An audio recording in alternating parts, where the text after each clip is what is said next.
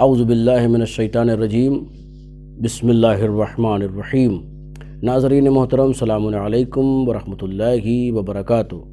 آج آپ کی خدمت میں امام حسن علیہ السلام کی کچھ خصوصیات کا تذکرہ کرنا ہے۔ ان میں سے پہلی چیز ہے حلم اور بردباری۔ حلیم پروردگار عالم کے صفات میں سے ایک صفت کا نام ہے، جس کا تذکرہ قرآن مجید میں 15 مرتبہ ہوا ہے۔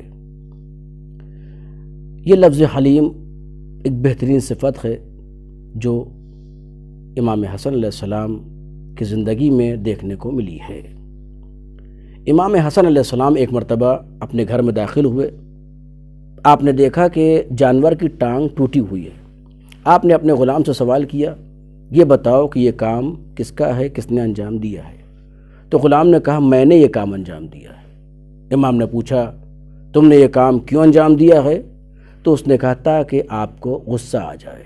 امام نے اسی وقت اپنے غصے کو کنٹرول میں کیا اور اس سے کہا کہ میں نے تمہاری خطا کو معاف کر دیا اور تمہیں راہ خدا میں آزاد کر دیا۔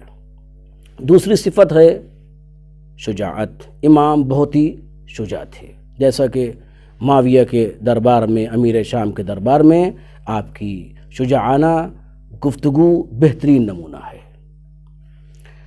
تیسری صفت عبادت پروردگار، بندگی پروردگار۔ بندگی پروردگار میں آپ بے نظیر اور بے مثال۔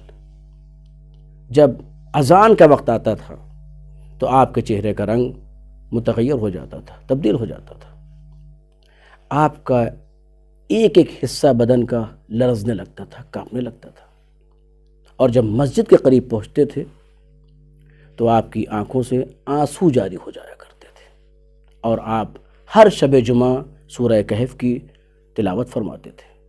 امام جعفر صادق علیہ السلام فرماتے ہیں، جو شخص بھی ہر شب جمعہ سورہ کہف کی تلاوت کرے گا اس کا شمار شہداء میں ہوگا، اور روز محشر وہ شہداء کی فہرست میں ہوگا، شہداء کے ساتھ محشور ہوگا۔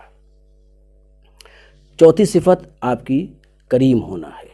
آپ بہت ہی کریم ہیں۔ یوں تو اہل بیت کی ہر فرد کریم ہے، لیکن آپ کو خاص طور سے کریم اس لیے کہا گیا ہے چونکہ آپ کا دسترخوان بہت ہی وسیع تھا اور لوگ اس دسترخوان سے استفادہ کرتے تھے۔ پروردگارہ ہمیں امام حسن علیہ السلام کی سیرت پر چلنے اور اس پر عمل کرنے کی توفیق عنایت فرما۔ والسلام علیکم ورحمۃ اللہ وبرکاتہ۔